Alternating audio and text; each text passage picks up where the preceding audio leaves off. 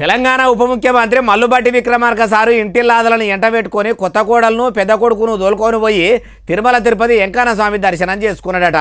మరి లగ్గం కాగానే కొడుకు కోడలతోని కొండకు కుటుంబ సమేతంగా వస్తా అని మొక్కుకున్నాడా అంటే అన్ని ముచ్చట్లు బట్టిసారిని అడుగుదాం పని. బట్టిసారు నామాలతోనే అట్లుంటే తాంబూరా పట్టుకొని వెంకన్న స్వామి కోసం ఎప్పుడు పాటలు పాడే తాళ్లపాక అన్నమయ్య లెక్కనే అనిపిస్తలేడు. అది అట్లుండని కానీ అయ్యా బట్టిసారు భగవంతుని దర్శనం మంచిగానే జరిగిందా? పెద్ద కుమారుడు సూర్య విక్రమాదిత్య పెళ్ళైన తర్వాత స్వామివారి ఆశీస్సులు తీసుకోవడం కోసం ఇంటిలాదలను తీసుకొని ఇట్లా తిరుమల తిరుపతి వెంకన్న స్వామి దర్శనానికి పోయిండట. అయ్యా బట్టిసారు మరి ప్రజల గురించి ఏమన్నా మొక్కుకున్నారా?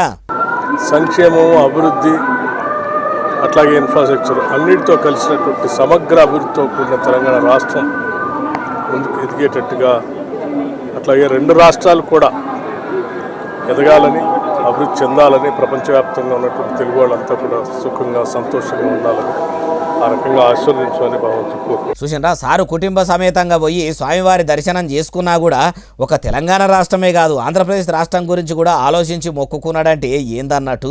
జనం మంచిని అట్లా కోరుకుంటున్నాడు కాబట్టి ఉప ముఖ్యమంత్రి అయినట్టు అనిపిస్తలేదు. మరి ఫ్యామిలీతోనే పోయిండు కాబట్టి పెద్ద కొడుకు మొట్టమొదలు తొలసూరు కొడుకు పుడితే నా లెక్కనే శాన పేరుకు రావాలని, తాతంతా పేరు తెచ్చుకోవాలని, పెద్దరికం పెరగాలని మొక్కుకున్నాడా అంటే మొక్కుకుంటే ఆ మాట కూడా చెప్పకపోవునా అంటుర్రు ఏము చటిన్నోళ్ళు.